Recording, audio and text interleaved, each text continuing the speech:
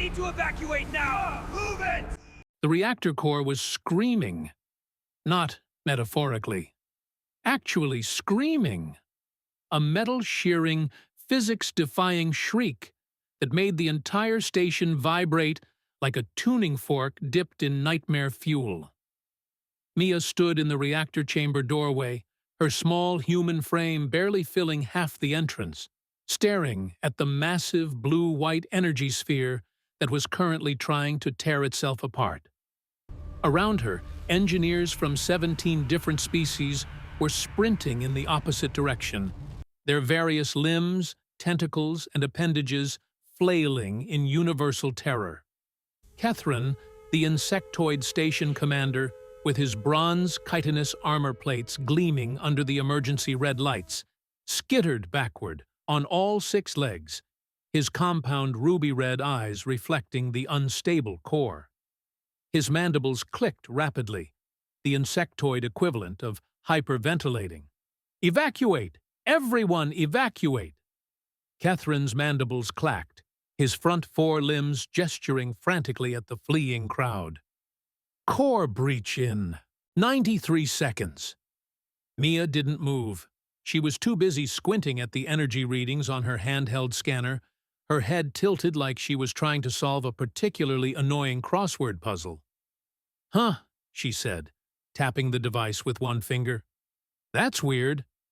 Xylox, the massive 8-foot reptilian chief engineer with purple-blue scales that currently rippled with stress-induced color shifts, slithered to a halt mid-retreat. Her 3 vertical amber eyes swiveled to focus on Mia, her powerful tail whipping against the metal floor with a resounding clang. "Weird." Xylox's forked tongue flicked out in agitation. "Weird. Human female. The containment field is collapsing. The radiation levels alone will liquefy your internal organs in... Yeah, squishy human bits. Got it." Mia waved her hand dismissively, still staring at her scanner. But check this out. The energy pattern is wrong. "Wrong?" Catherine scuttled back toward her, his 6 limbs moving in that unsettling, insectoid way that made him look like he was flowing across the floor. "What do you mean wrong? It's exploding. That's extremely right for something about to explode."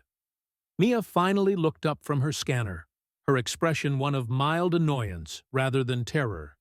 Behind her, the energy core pulsed with increasingly violent bursts of light that cast insane shadows across the curved walls. The metal catwalks surrounding the core were already beginning to warp from the heat. No, I mean the frequency is off by 0.38%. She pointed at the core with her scanner like she was indicating a stain on a carpet. "See how it's pulsing? It shouldn't pulse like that. It should be smooth." Thum, the massive 12-foot crystalline security chief with his translucent body glowing orange from internal organ bioluminescence, vibrated to a stop beside them. When he communicated, his entire body thrummed with subsonic frequencies that rattled nearby metal fixtures. "Human. Logic. Flawed." His internal organs pulsed brighter with each word. "Core. Critical. Must. Flee." "Or," Mia said, already walking toward the core, "and hear me out here, we could just fix it." Every alien in the room froze. Catherine's mandibles stopped clicking mid-click. Xylox's scales went completely still, locked in a pattern of distressed purple. Thum's internal glow flickered like someone had unplugged him and plugged him back in. "Did she just—" Xylox started. "She did," Catherine finished, his mandibles resuming their frantic clicking. Mia was already climbing the nearest catwalk ladder with quick, practiced movements. The metal rungs were scorching hot, designed for species with heat-resistant exoskeletons or energy-dampening biology. She could smell her palms starting to burn. "Human female!" Xylox's massive form slithered to the base of the ladder, her 3 eyes wide with something between horror and morbid fascination. Your tissue composition cannot withstand. Yeah, it hurts like hell. Not gonna lie, Mia called down, continuing to climb. But I've touched hotter things. When? Catherine scuttled up beside Xylox, all 6 limbs gesturing wildly. College. Terrible decisions. Not important right now. The core pulsed again, sending out a shockwave of energy that made the entire catwalk system shake. Mia wrapped her arms around the ladder and held on, her feet dangling in space as the metal groaned.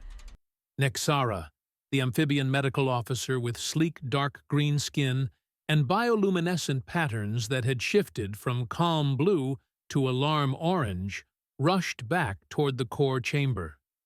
Her large golden eyes with horizontal pupils locked onto Mia as she ran on webbed feet, her delicate clawed fingers clutching a medical scanner.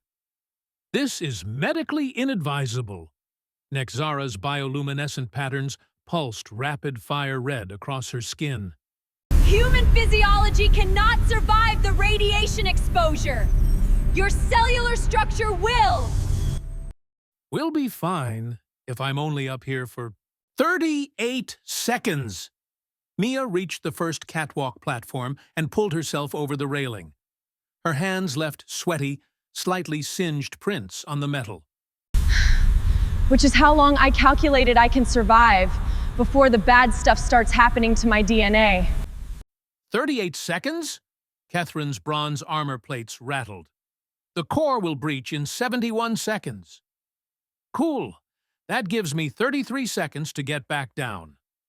Mia was already running along the catwalk toward the core stabilizer panel, her boots clanging against metal.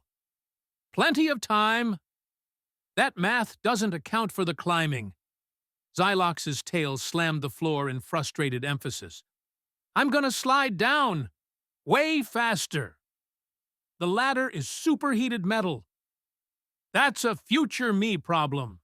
Mia reached the stabilizer panel, a complex array of controls that looked like someone had played Tetris with alien technology and lost badly. She yanked open the access hatch, revealing a nest of glowing conduits that pulsed in sync with the failing core. Behind her, the other aliens were having what could only be described as a collective nervous breakdown. Should we stop her? Catherine's mandibles clicked so fast they created a continuous buzz. How? Xylox gestured at the core with her massive clawed hands. She's already contaminated. If we pull her out now, she'll have been irradiated for nothing. Logical. Terrible. Accurate. Thume's crystalline form pulsed with distressed orange light. Mia wasn't paying attention to any of them. She was wrist-deep in the conduit panel, her fingers tracing connections that her scanner had mapped out. The energy core was maybe 15 feet away now, close enough that she could feel her hair standing on end from the electromagnetic field. Okay, she muttered to herself, pulling out what looked like a random wire. Yellow to blue, blue to red, red to... Wait, why is this one green? Nothing's supposed to be green. She yanked the green wire. The core immediately pulsed brighter, the shrieking sound intensifying. Not green! Not green! Catherine's entire body lifted off the ground in an involuntary jump of panic. Yeah, I got that. Thanks. Mia shoved the green wire back in place and grabbed a different one. Who the hell designed this thing? It's like someone used a manual from 3 different species and just mashed them together. That's exactly what happened, Xylox called up, her 3 amber eyes tracking Mia's every movement. This station is a joint operation between 17 species. Yeah, I read the brief. Mia was now reconnecting wires at speed, her fingers moving in a blur despite the heat making her skin blister. Which is why nothing works right, because everyone assumes someone else knows what they're doing. She grabbed a handful of conduits and physically rearranged them, ignoring the fact that each one was hot enough to brand her palms. Her scanner beeped urgently. "28 seconds of exposure," Mia announced cheerfully. "Still, got 10 to spare." "The core breach is in 44 seconds."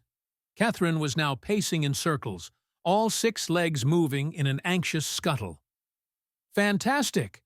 Ahead of schedule." Mia slammed the access panel shut and ran back along the catwalk. Halfway there, she did exactly what she'd promised, grabbed the ladder railing and jumped. She slid down the superheated ladder like it was a firefighter's pole, her hands and thighs immediately screaming in protest. The smell of burning skin mixed with ozone and metal. "Medical emergency incoming!" Nexara's bioluminescent patterns flashed white as she sprinted forward, her webbed feet slapping against the floor, medical scanner extended in her clawed hands. Mia hit the ground in a controlled tumble and rolled to her feet, her palms smoking slightly. Did it work? Everyone turned to look at the core. It pulsed once, twice. Then the shrieking stopped. The violent energy fluctuations smoothed out into a gentle, rhythmic glow. The emergency red, lighting switched back to standard white. The temperature in the room immediately began dropping. Silence. Perfect. Beautiful. Non-reactor exploding silence. Catherine's mandibles hung open in shock. Xylox's 3 eyes were so wide they looked like they might fall out. Thuum's internal organs had gone completely still. "Huh?" Mia said, examining her blistered hands with detached interest. "That actually worked way better than I thought it would." Nexara immediately wrapped her webbed fingers around Mia's wrists, her bioluminescent patterns shifting to medical green as she scanned the human with her device. Her large golden eyes narrowed with concern as data streamed across her scanner. 2nd and 3rd degree burns on both hands, minor radiation exposure, elevated core temperature, and... She paused, her skin patterns flickering in confusion. "Why aren't you screaming?" "Oh, I'm compartmentalizing." Mia smiled brightly, despite her hands looking like overcooked meat. "I'll probably have a breakdown about this in, like, 8 hours." "Human? Insane." Thuum's vibrations sounded almost admiring. Captain Voss chose that moment to come sprinting through the door, his grizzled human face red from exertion. He took one look at the now stable reactor core, then at Mia's smoking hands, then back at the core. "Please tell me," he said carefully, "that you didn't do what I think you just did." "Depends," Mia replied. "Do you think I just manually recalibrated a critical containment field while standing in lethal radiation because the alien engineering team was running away?" "Yes." "Then, yeah, I did that." Voss pinched the bridge of his nose. "Mia, we talked about this. You can't just fix things?" Mia's blistered hands were now being coated in some kind of translucent medical gel that Nexara was applying with careful, webbed fingers. "Because I'm pretty sure I can. I mean, I literally just did." "You could have died." "But I didn't," Mia beamed at him. "See? Calculated risk. Emphasis on calculated." Catherine finally found his voice, his mandibles clicking in a pattern that sounded almost like stuttering. "The human female. She just... The reactor..." "Yeah, she does that," Voss sighed, his shoulders slumping in resignation. "This is the 3rd time this month." "3rd?" Xylox's scales rippled through several colors of shock. "Oh, the other 2 weren't reactors," Mia said helpfully. "One was a hull breach in Sector 12, and the other was that thing with the artificial gravity generator. The incident that everyone was convinced was impossible to fix without a full station shutdown?" Xylox's tail had gone completely limp with disbelief. "Yep. Turns out you just needed someone small enough to fit in the access tunnel." Mia wiggled her newly gel-coated fingers experimentally. All those big species advantages, but nobody could squeeze through a 30-centimeter gap. Thuum's entire crystalline body vibrated with something that might have been laughter. Human. Small. Advantage. Unexpected. That's what I keep trying to tell you guys, Mia gestured enthusiastically, flinging drops of medical gel everywhere. Nexara's bioluminescent patterns flashed irritated yellow as she tried to keep treating the burns. You all assume humans are fragile because we're not armored like Kethryn, or huge like Xylox, or crystalline like Thuum. But fragile is different from delicate. Fragile means we break. Delicate means we're careful. We're not careful. Yes, we've noticed, Voss said dryly. More aliens were starting to filter back into the chamber now that the alarms had stopped. They stood in the doorway, staring at Mia like she'd grown an extra head. A small arachnoid engineer with 12 legs and fur-covered exoskeleton crept forward nervously. The human female fixed the core, while it was critical? Sure did. Mia gave a cheerful wave that made several aliens flinch and caused Nexara to grab her wrist to keep treating it. It was actually pretty straightforward once you realize the problem was a cross-species compatibility issue in the power routing. But our best engineers spent 48 hours trying to diagnose the problem. The arachnoid's multiple eyes blinked in sequence. Yeah, well, they were probably overthinking it. Mia shrugged, earning another irritated pattern flash from Nexara. That's the thing about super-advanced engineering. Sometimes the solution is just unplug it and plug it back in differently. Kethryn's mandibles clicked thoughtfully. His bronze armor plates had finally stopped rattling with stress. The human demonstrates unconventional problem-solving. That's a nice way of saying reckless, Voss interjected. I prefer efficiently desperate, Mia countered. The reactor was going to explode. Someone had to do something. Everyone else was running away. Because that's the logical response to imminent death. Xylox's scales flushed, frustrated orange. Sure, if you want to live cautiously. Mia was now flexing her gel-wrapped hands, testing the treatment's effectiveness while Nexara's skin patterns pulsed annoyed red. But where's the fun in that? Living is fun. Thuum's vibrations carried a tone of deep concern. Agree to disagree, big guy. Nexara's webbed fingers pressed firmly against Mia's wrist, forcing her to hold still. The amphibian's bioluminescent patterns were now a stern purple. Your radiation exposure is within acceptable limits.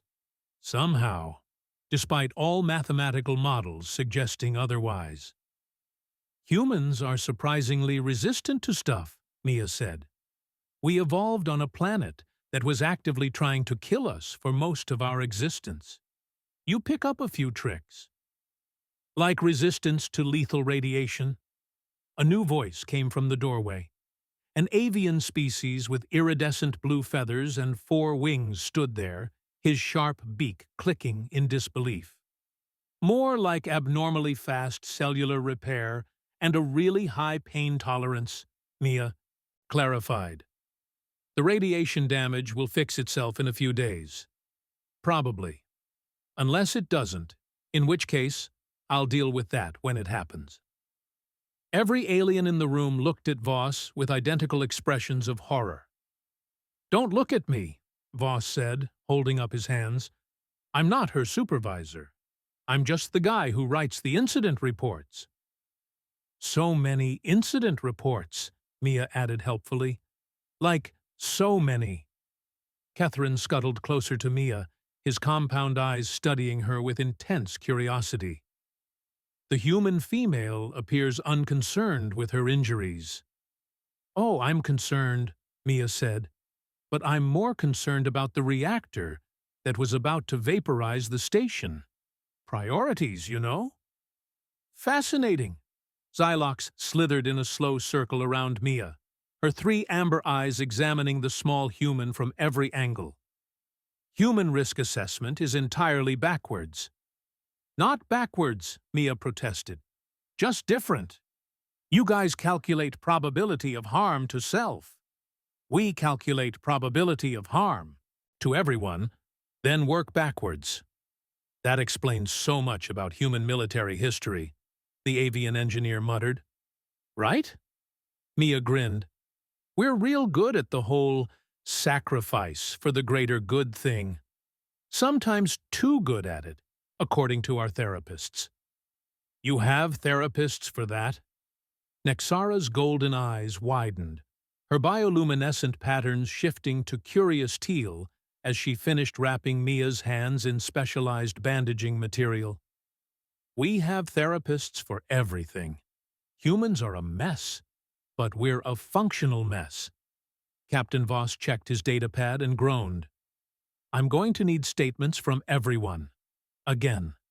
Mia, you're supposed to be in Engineering Subsection 8, not the reactor core.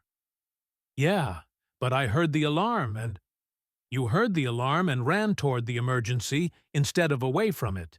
Yes, I know. It's very on-brand for you. Voss was already typing on his datapad with the weary efficiency of someone who'd done this many times before. Catherine, I'm going to need your incident report.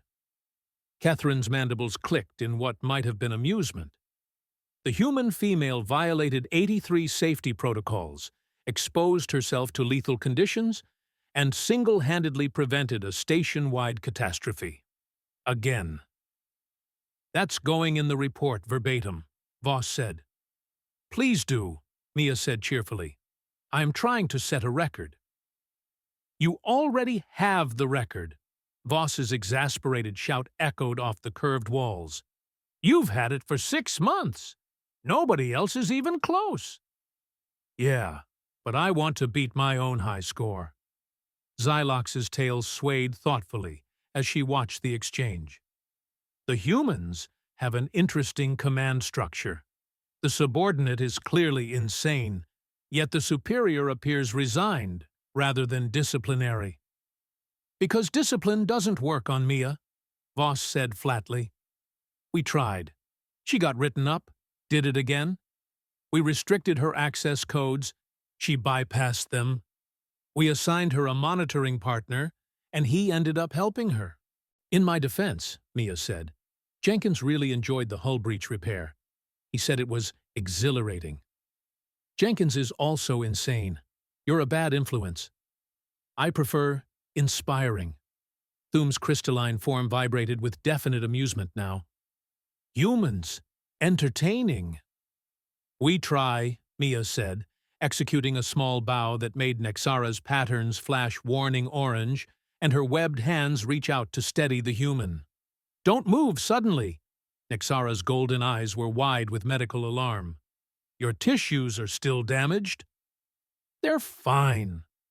Mia did a little jump to prove her point, immediately regretting it as pain shot through her burned hands. Okay, that was stupid.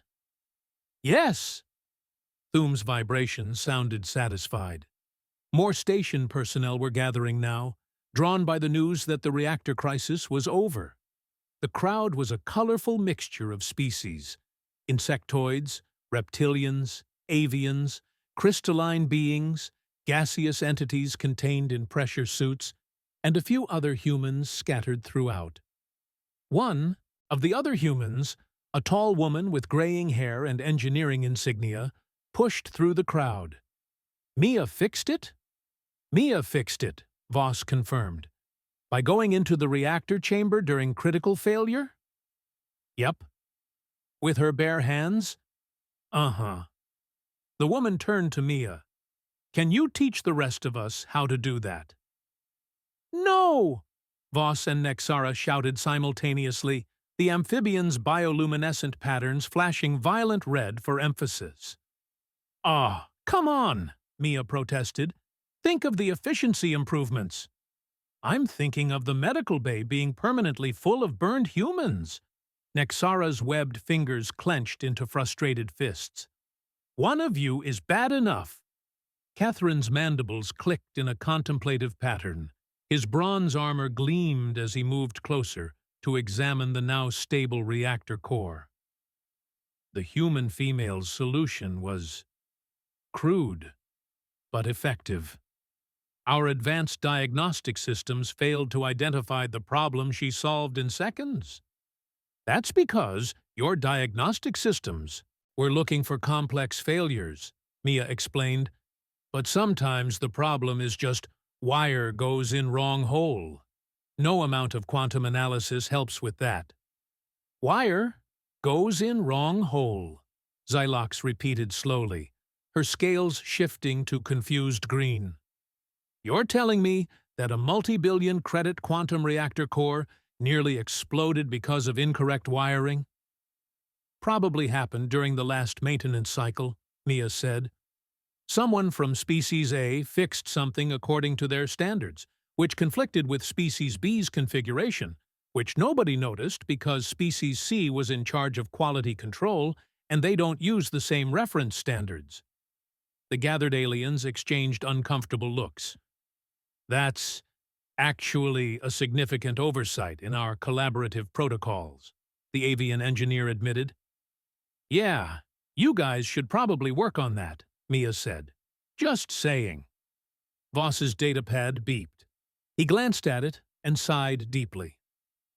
The station administrator wants to see you, Mia. Am I in trouble? Probably. But you'll also probably get another commendation. It's very confusing. The duality of man, Mia said philosophically. You're receiving discipline and rewards for the same action, Catherine observed. This is contradictory. Welcome to human bureaucracy, Voss said, where everything is contradictory and the rules are made up. Mia was already heading toward the exit, her gel-wrapped hands held awkwardly in front of her. Well, this has been fun, but I should probably go get yelled at and/or praised. Anyone want to come watch? I'll accompany you, Nexara said, her bioluminescent patterns settling into determined blue as she walked alongside Mia on her webbed feet. Your radiation exposure requires observation. See? I've got a medical chaperone. I'm being responsible. That word doesn't mean what you think it means, Voss called after her. As Mia left with Nexara walking beside her, the remaining aliens stood in the reactor chamber, in various states of shock, awe, and existential confusion about the tiny human who'd just saved them all. Xylox's tail swished slowly as she turned to Catherine. The humans are going to give us all stress-induced molting, aren't they? Undoubtedly, Catherine replied, his mandibles clicking in resignation. But I suspect they'll also keep saving our lives in the process. Acceptable. Trade. Thume's vibration rumbled through the chamber with what might have been affection. In the engineering corridor, Mia was already chattering away at Nexara, who was trying very hard to monitor her patient's vital signs while also preventing her from touching anything else with her bandaged hands. So here's what I'm thinking, Mia said, gesturing enthusiastically despite Nexara's protests. We should implement a universal color-coding system for all cross-species engineering. Like, green always means power input, red always means thermal regulation, blue always means... You should be thinking about resting, Nexara interrupted, her patterns flashing medical stern purple, and not touching anything for at least 48 hours. 48 hours? That's forever. That's less than 2 standard rotations. Still forever. They turned a corner into a wider corridor where more personnel were gathered, all of them staring at Mia with the same mixture of amazement and concern. A small mammalian alien with gray fur and huge ears approached nervously. Excuse me, human Mia? I wanted to thank you. My station is in the lower decks. If the reactor had— Hey, no worries, Mia said with a warm smile. Just doing my job, kind of. Technically, it wasn't my job, but you know what I mean. You risked your life for beings you don't even know, the mammalian alien said, his ears drooping with emotion. That's just what humans do, Mia shrugged. We're pack animals. Once we decide you're part of our pack, we'll do stupid things to keep you safe. And I decided this whole station was my pack approximately 3 seconds after I arrived. Nexara's bioluminescent patterns shifted to soft pink, the amphibian equivalent of a smile. That's actually quite touching. Don't get used to it, Mia said quickly. I'm still going to do reckless things that give you medical anxiety. I never doubted that for a moment. They continued down the corridor, leaving a trail of grateful and thoroughly confused aliens in their wake.